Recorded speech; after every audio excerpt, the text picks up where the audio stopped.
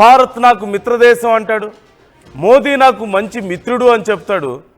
కానీ అవకాశం దొరికినప్పుడల్లా పాకిస్తాన్కి సపోర్ట్ ఇస్తాడు, లేదంటేనేమో పాకిస్తాన్కి ఆయుధాలు ఇస్తాడు, భారత్ మీద సుంకాలు ఈ టారిఫ్లు పెంచుతాడు, భారతీయులకు ఉద్యోగాలు ఇవ్వద్దని చెప్తాడు. ఒకటా రెండా?